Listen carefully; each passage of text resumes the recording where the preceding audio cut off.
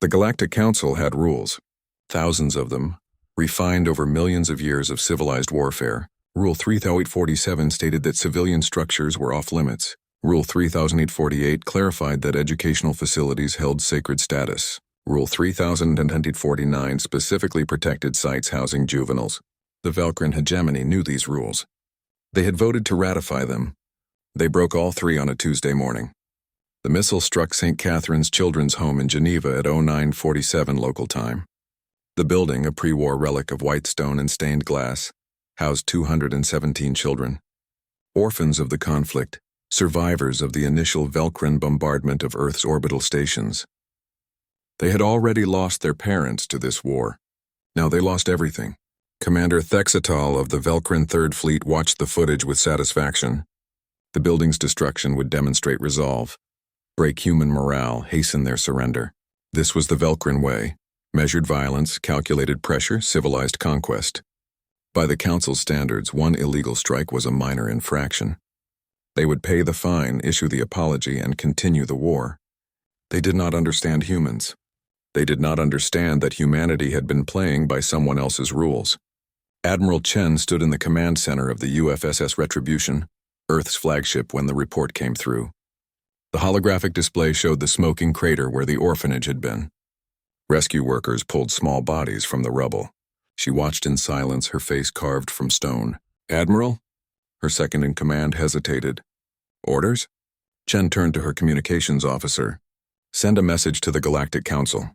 Tell them humanity is formally withdrawing from the Convention on Civilized Warfare, effective immediately."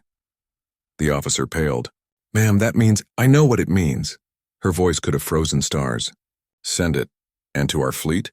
Admiral Chen's smile held no warmth, no mercy, only the cold mathematics of vengeance. "Tell them the war just changed. Tell them the gloves are off. Tell them to introduce our guests to the concept of total war." The Velcrin had studied human history, of course. Due diligence demanded it. They had read about Earth's conflicts, noting them as primitive, barbaric affairs. Quaint, really? Humans fighting humans with crude weapons, limited by their single-planet resources. They had missed the important lesson. Every other species in the galaxy had evolved beyond total war millions of years ago. They had rules, conventions, civilized methods. They conquered through economic pressure, limited military actions, negotiated surrenders. Warfare was an extension of politics, carefully controlled. Humans had invented total war. They had perfected it. They had fought 2 world wars using it. Had stared into the abyss of nuclear annihilation. Had written doctrines of mutually assured destruction.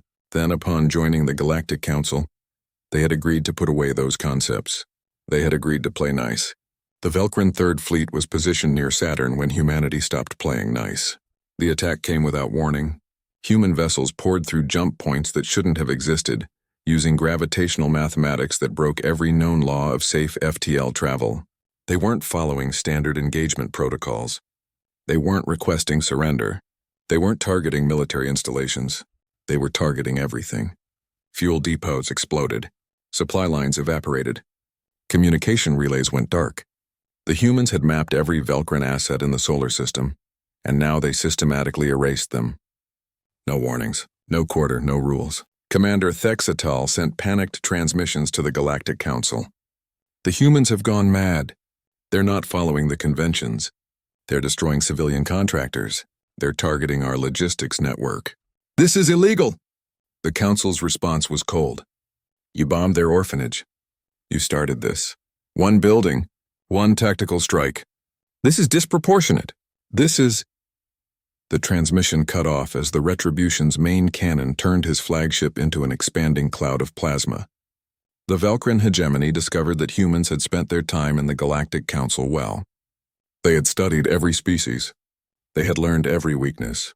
They had mapped every supply route, every colony, every vital resource node, and they had been patient, because humans understood something other species had forgotten. Peace was temporary. War was inevitable. And if war came, you needed to win. The human fleets didn't stop at the solar system. They followed the Velcrin back to their territory. They struck military bases, yes, but also the factories that supplied them, the farms that fed the soldiers, the power plants that ran the factories, the mines that fueled the power plants. Sherman had called it hard war. Patton had called it total war. The humans simply called it ending the threat. Within 3 months, the Velcrin hegemony sued for peace.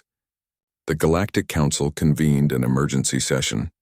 Humanity stood accused of war crimes, of violating every convention of civilized warfare, of introducing barbaric concepts back into galactic society. Admiral Chen addressed them personally. "You built your conventions on a foundation of mutual restraint," she said, her voice echoing through the council chambers. "You assumed all species valued those conventions equally. You assumed everyone would play by the rules. But rules only matter when everyone follows them.